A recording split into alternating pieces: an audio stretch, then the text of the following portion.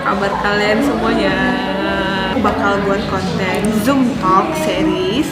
Dan di sini kayak Zoom Talk itu kita bakal diskusi-diskusi ya sama teman-teman yang bisa menginspirasi. Harapannya sih menginspirasi teman-teman gitu ya.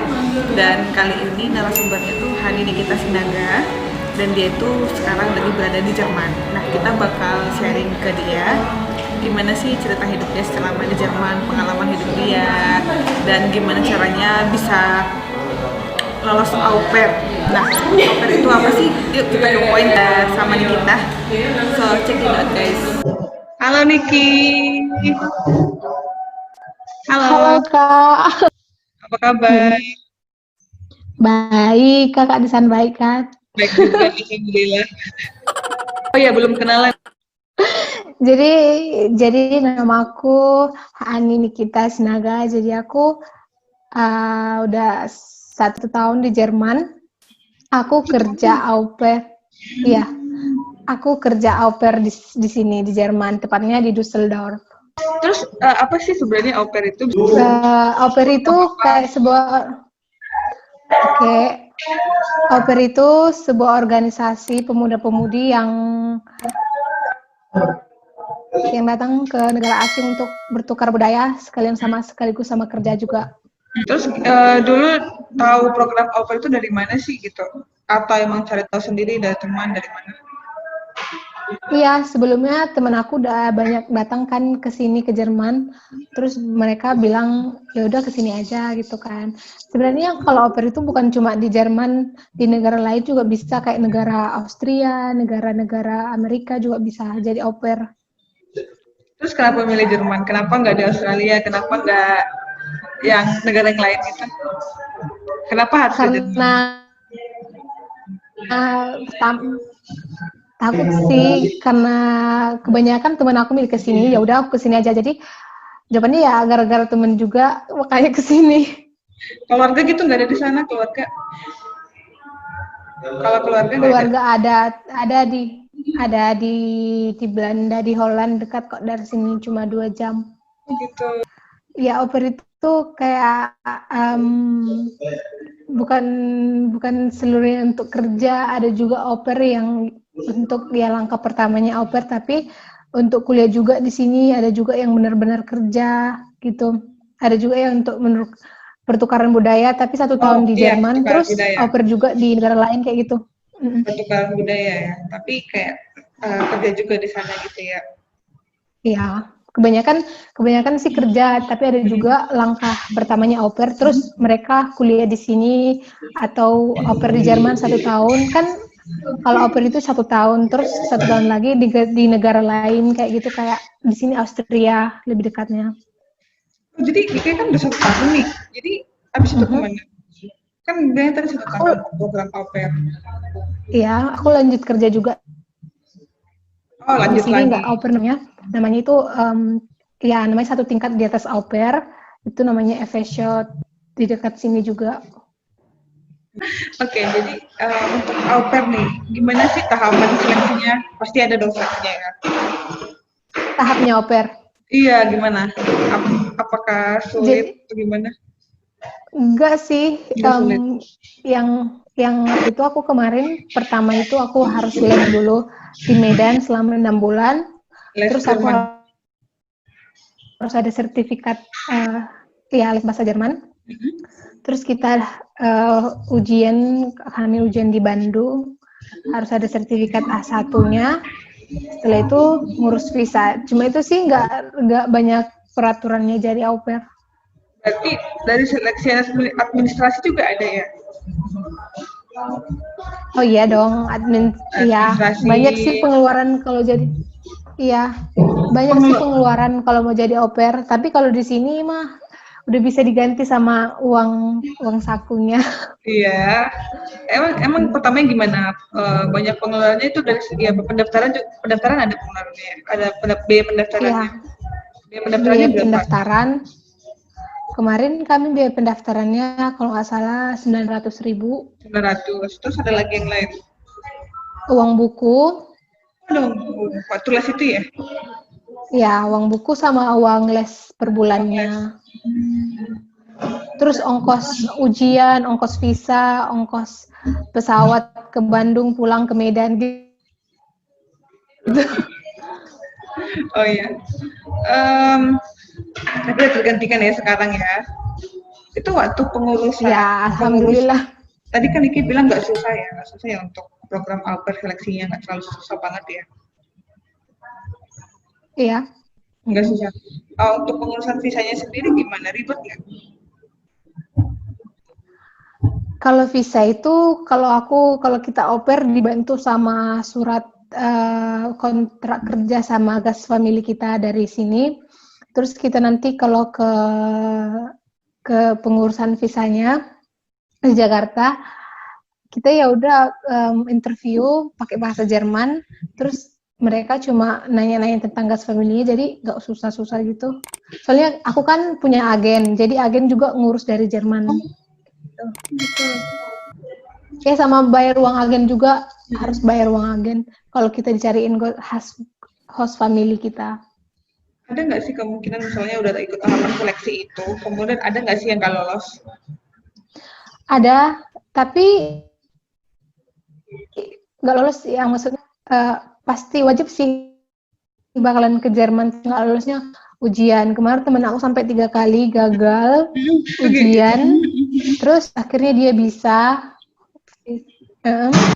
juga dia bisa, terus ya udah kesini. Yang belum ada sih setahu aku itu yang gagal ke Jerman, kecuali ada plan lain ya. Ya syukurlah ya. Terus tadi kan ada bicara tentang host family, berarti ada wawancara sama apa sih namanya, host family atau host ya? Host family namanya. Iya, keluarga angkat ya. Keluarga angkat itu yang milih siapa? Yang milih itu siapa? Agen. Mereka ya agen.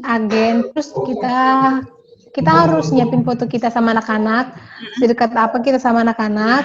Terus terus harus dikasih sama agenturnya. Terus agenturnya yang promosiin kita di sini.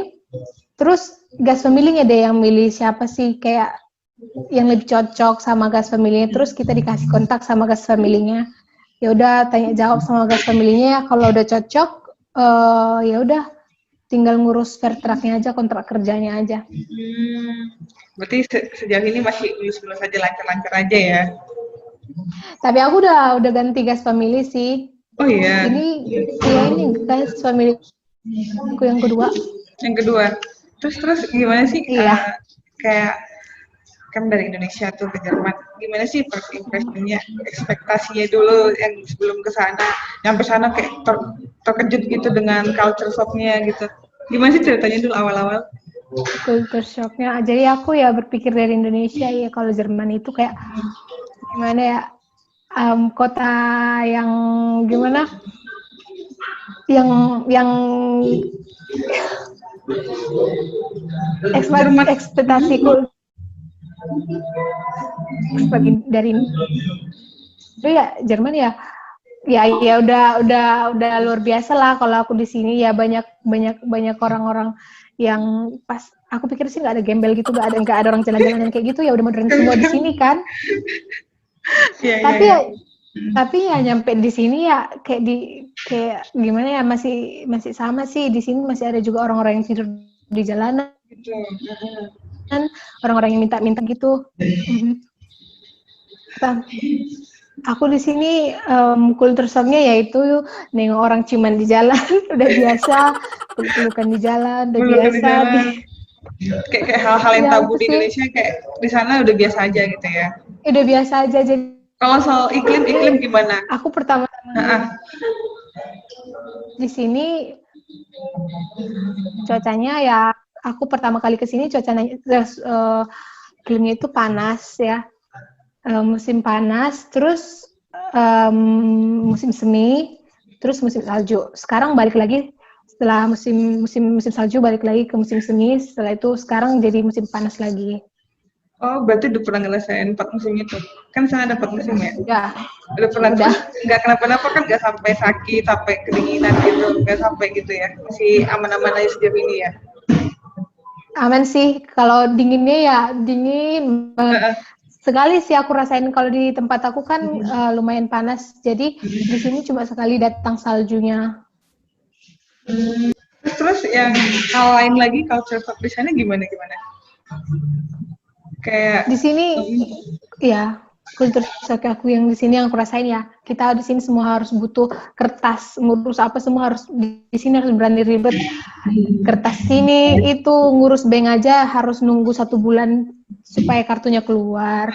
Terus di sini nggak mana ya, harus tepat waktu. Di sini harus tepat waktu.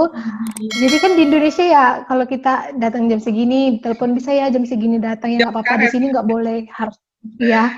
Di sini harus datang sebelum waktunya disesuaikan, harus datang 15 menit sebelum. Contohnya kalau kita punya waktu janji sama dokter, kita harus 15 menit harus sudah di situ. Kalau enggak ya terminnya batal, harus cari termin lagi yang lain. Itu sih. Disiplin lah ya, semakin disiplin di sana. Kalau misalnya Iya, disiplin. soal bahasa udah nggak ada masalah lagi ya. Kalau keluarga yang pertama sih aku ya, orang itu ngomong apa sih gitu nggak ngerti. Tapi kalau keluarga yang kedua kan karena orang ini keluarga Indonesia, jadi ya udahlah masih ada toleransi lah kan. Keluarga Indonesia? Iya, yang cowok Indonesia, yang cewek itu Cina. Jadi iya sih. Kalau untuk lingkungannya gimana di sana? Udah bisa beradaptasi nggak di sana? Untuk pergaulan di sana gimana? Udah bisa lah. Apalagi di sini yang harus dijaga itu kalau untuk kita sendiri ya di sini. Kita kan nggak tahu kalau contohnya, kalau aku sendiri pribadi aku kan suka kayak keluar malam gitu. Jadi di sini banyak kayak orang-orang asing yang datang dari Pakistan, Arabi kayak gitu, yang orang-orang jahat gitu. Nggak semua sih orang jahat, ada aja gitu kan. Di sini yang penting yang hati-hati aja, jaga diri, karena di sini banyak kriminal juga kayak pemerkosaan gitu. Iya, berat. Pokoknya harus pandai-pandai jaga diri lah, apalagi kalau contohnya di tempat rame, karnaval kayak gitu. Ada juga yang rusuh. Kalau dirimu sendiri, Niki sendiri udah punya itu nggak? Udah punya pacar belum? Udah. Berarti kan kalau punya pacar ada yang jagain gitu loh. Ada. Kalau aku udah aman. Bagus. Berarti sejauh ini itu tadi kan bicara tentang sukanya, kebanyakan tentang sukanya gitu ya. Maksudnya ada hal kayak dukanya nggak sih tentang Jerman gitu, yang nggak menyenangkan gitu? Apa ada nggak? Jadi kan aku sini udah 1 tahun ya. Iya. Jadi kadang aku berpikir pertama kali datang ke Jerman itu, aku kan di sini harus kemarin waktu dari bandara aku harus naik kereta api ke tempat kes family yang itu yang lama. Jadi aku naik kereta api, karena itu terlambat sedikit, keretanya aku kan udah di booking tiket. Iya. Jadi aku naik kecepatan ke kereta apinya, terus aku didenda 80 euro. 80 euro itu sekitar 1 jutaan gitu lah. Terus? 1 jutaan, jadi aku kan kayak kaget gitu kan. Aku juga bawa uang pas-pasan gitu kan. Jadi, aku juga kurang ngerti bahasa mereka kan, bilang kan kamu harus denda gitu. Jadi orang itu ya bilangin pakai tunjuk-tunjukan sambil gerak-gerak bahasa isyarat. Jadi katanya ditulisin ini kamu harus denda gara-gara kamu kecepatan naik juknya gitu kan. Jadi aku kayak mau nangis tapi malu gitu kan, baru ke Jerman mau nangis ya. Aku lihat sekeliling gitu kan. Aku juga nggak tahu mau ngomong apa gitu kan, bahasa aku nggak lancar. Aku bilang aku pengen sih ngomong, aku kan baru kali ini ke Jerman, nggak ada toleransi gitu kan. Terus ya udah aku terpaksa bayar dong 80 euro. Oh iya, jadi bayar. Terus dibayar. Soalnya kalau nggak dibayar di sini denda, harus ada surat polisi datang nanti ke kita. Terus ya udah aku bayar gitu kan. Aku dijemput gas familiku itu di dekat halte dekat rumahnya dia. Köln di tepatnya, aku keluarga pertama di Köln.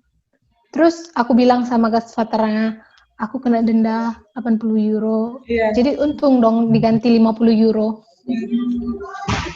Jadi Iya. jadi duka aku di gas familiku yang lama itu, aku kan di sana selama 2 minggu. Jadi selama 2 minggu itu aku nggak pernah makan saya nggak gimana ya, nggak pernah makan barang orang itu. Jadi yang aku makan itu cuma oleh-oleh yang aku bawa dari kampung. Itu aku trauma memang. Kemarin aku keluar dari sana gara-gara pas aku masak, aku kan beraniin diri nanya sama istrinya, bisa nggak aku masak nasi gitu. Terus istrinya bilang, ya udah kamu bisa kok kamu masak nasi aja gitu kan. Terus datang suaminya dari atas marah-marah, ngapain kamu ngapain masak nasi, kamu nggak boleh makan, itu matiin tuh kompor itu, katanya gitu, kamu nggak boleh makan gitu kan. Padahal aku tuh udah lapar, baru pulang dari les, baru pulang dari sekolah, belum makan gitu kan. Jadi aku kayak kejam gitu kan. Terus ya udah aku nangis, aku telepon agentur aku yang dari Indo, aku bilang aku nggak dikasih makan. Ya udah aku disuruh kemas-kemas barang hari itu juga. Terus aku kan pas di keluarga itu nggak berani ngomong langsung gitu, jadi aku beraninya lewat WhatsApp aja chattingnya. Aku bilang aku nggak bisa lagi di sini, aku harus pindah keluarga, soalnya aku udah bilang sama agen. Terus agennya marahin mereka juga, kenapa nggak dikasih makan gitu. Terus istrinya pura-pura baik, katanya maksudnya suami aku itu, kamu itu nggak boleh makan hari ini, kamu bisa makan setelah anak-anak udah tidur gitu kan. Tapi menurut aku itu udah kelewatan gitu kan.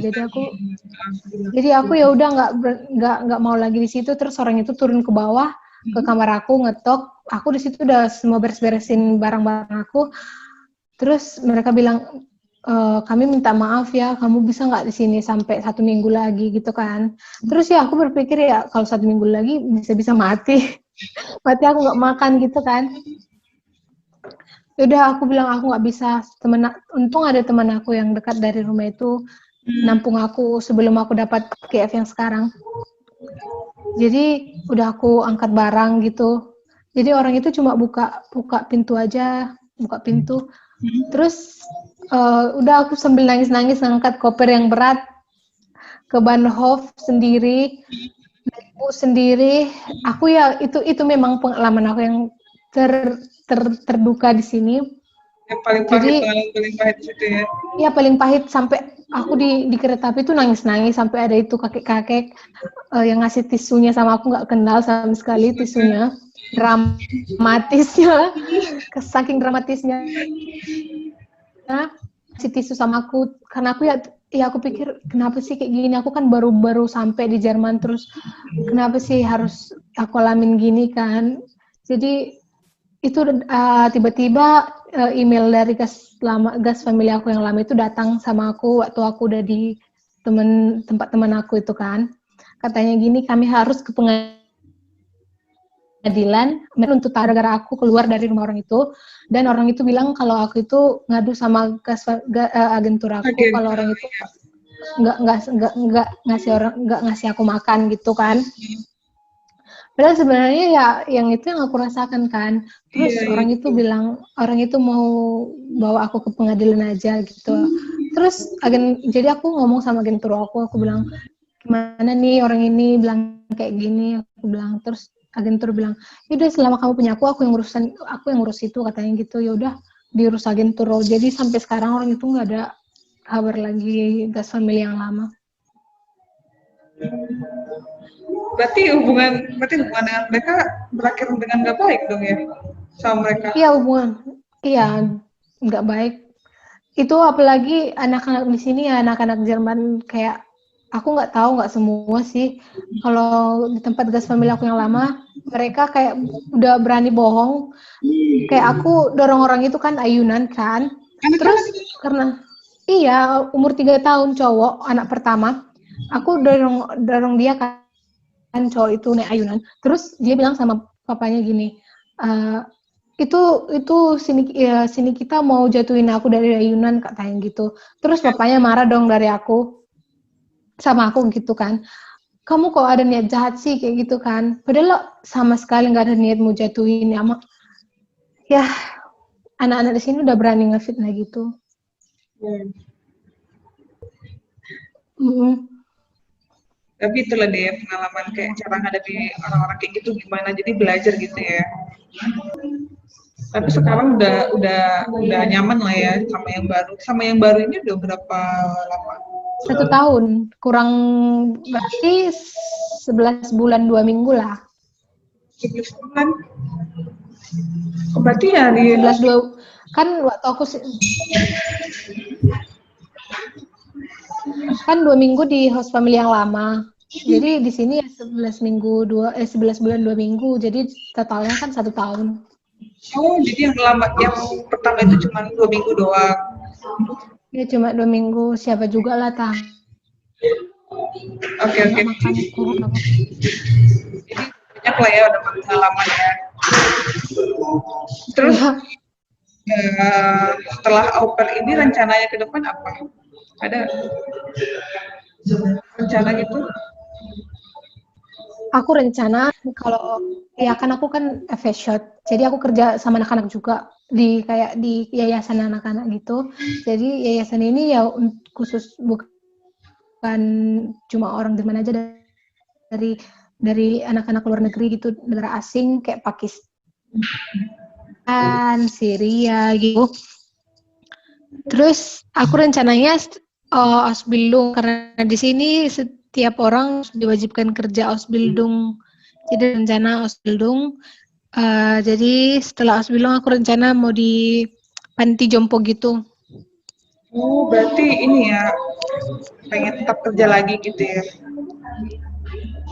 Iya, kalau aku rencana kalau udah ada kerjaan di sini tetap baru pulang ke Indo. Tunggu ngumpulin uang dulu. Nunggu ini ya, ngumpulin dolar dulu ya. Terus Niki udah kemana sih jalan-jalannya? Nabung dulu.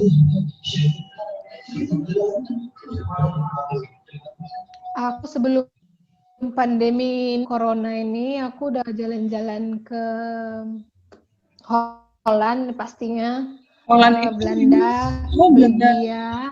Wow. Udah sih itu aja. Keren. Iya dekat Belanda, Holland, Belanda. Terus gimana sih situasi dan kondisi di Jerman selama pandemi kemarin? Kemarin sekarang juga masih pandemi ya. Di sana udah new normal nggak? Iya.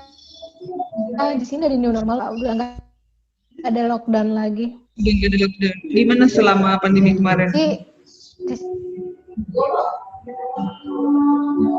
Jadi waktu marak-marak corona ini di sini tuh banyak toko yang tutup gara-gara lockdown. Jadi di sini harus di rumah aja. Terus denda kalau kita keluar nggak bang? Ya di sini yang nggak ada yang keluar selama corona. Tapi orang itu ya setiap hari dilakuin tes, makanya di sini coronanya meningkat, menurun drastis corona di sini. Makanya langsung buka the lockdown di sini, new normal langsung. Berarti kurang lebih sama lah ya, kayak semua negara sama kali ya situasi pandemi ya, benar-benar kayak mencekam juga kayak di Indonesia juga gitu ya. Iya, tapi di sini enaknya kalau contohnya aku yang tahu aku ya. Di sini setiap anak dikasih bantuan 300 euro per anak per orang. Jadi membantu juga, pemerintah di sini membantu orang-orang yang kesusahan sama ekonomi. Berarti pemerintah di sana gercep juga ya? Orang-orang di sana kayak saling bantu. Keren. Tapi sekarang masih kegiatan di sana tuh masih harus pakai sesuai dengan protokol kesehatan, itu pakai masker. Ya. Jadi di sini kan kemarin harus pakai masker, keluar harus pakai masker. Di sini cuma ya kalau kita masuk ke toko baju apa gitu harus pakai masker. Tapi kalau contohnya jalan-jalan di luar gitu nggak mesti harus pakai masker. Iya. Yalah, Jadi semoga. di sini gara-gara summernya tertunda gara-gara corona nggak bisa kemana-mana jalan-jalan. Summer itu Sedih apa? juga. Summer. Iya, summer di sini semua orang kan biasanya di sini summer jalan-jalan gitu. Di sini ya di rumah aja. Tahan ya. Jiwa traveling yang meronta-ronta. Mau ke Paris. Belum pernah ke Paris. Udah pernah Belum itu kan rencana aku sama temen aku mau ke Paris. Jadi gara-gara corona ini ya udah ditunda ke Parisnya. Jauh nggak dari sana ke Paris? Dari sini ke Paris 5 jam. 5 jam. 5 sampai 8 jam lah. Lumayan jauh juga ya. 5 sampai 8 jam. Yalah, sabar lah ya. Lagi juga bisa ke sana kok. Pastilah bisa ke sana. Iya, tapi corona. Terus kita udah banyak nih cerita dari awal tadi, dari gimana perjalanan au pair ke sana, seleksinya, suka dukanya di sana gimana, culture shocknya gimana, terus pengalaman pahitnya juga tadi udah Niki ceritain ya. Terus apa sih yang mau Niki sampaikan sama teman-teman yang nonton video ini? Maksudnya dari semua pengalaman Niki, pengalaman hidup, apa pesan yang bisa Niki sampaikan? Apalagi kan di luar negeri ya. Yang mau kesini atau gimana? Orang-orang selain maksudnya yang gimana ya? Maksudnya anak muda itu harus kayak gini, harus gini gitu. Ya, aku gimana ya? Kalau sesuai pribadi aku yang aku alami di sini ya di Jerman ya. Iya, benar. Pokoknya pesan aku ya di sini harus kuat mental lah, nggak harus kuat mental di sini, harus mental baja. Di sini orang nggak bisa kalau kita contohnya benci sama seseorang atau kita harus gimana kalau kita harus punya masalah sesama seseorang kita harus ya dibilang gitu langsung, nggak boleh dipendam di sini. Jadi kalau kita di sini nggak boleh sakit hati kalau dimarahi atasan atau dimarahi apa, kita nggak boleh di sini. Pokoknya mental kita harus kuat di sini. Terus disiplin nomor 1, nggak boleh macam-macam di sini. Disiplin kita harus disiplin banget di sini. Terus ya saling menghargai di sini itu penting. Di sini tuh handphone, contohnya kita kalau contohnya ngomong sama orang-orang sekitar kita nggak boleh pakai handphone, nggak boleh apa, pokoknya harus fokus ngomong, harus saling menghargai. Ya cuma itu sih. Luar biasa. Berarti Niki sekarang ya buat kalian yang mau pembelajaran hidup, Niki sekarang udah mulai dewasa lah ya dari semua itu ya. Iya, udah banyak masalah. Udah banyak kesusahan, udah terlewati semua. Di sini. Iya sendiri. Oke deh, mungkin ada lagi mau disampaikan, mungkin itu aja kali ya. Ya itu aja. Ya semoga sebelum kita sudahi Zoom Talk ini, thank you Niki, makasih banyak untuk waktunya. Sama-sama. Iya, makasih juga banyak. Kakak. Udah berbagi pengalaman cerita, udah berbagi tentang Jerman. Nanti kalau misalnya ada kesempatan kita bisa lanjut ke part 2 lagi kali ya. Oh ya, Instagram sama dengan senang hati. Niki apa Instagramnya? Bisa teman-teman follow juga. Nikita SNG. Nikita SNG. Terus ada juga ya YouTube-nya ya.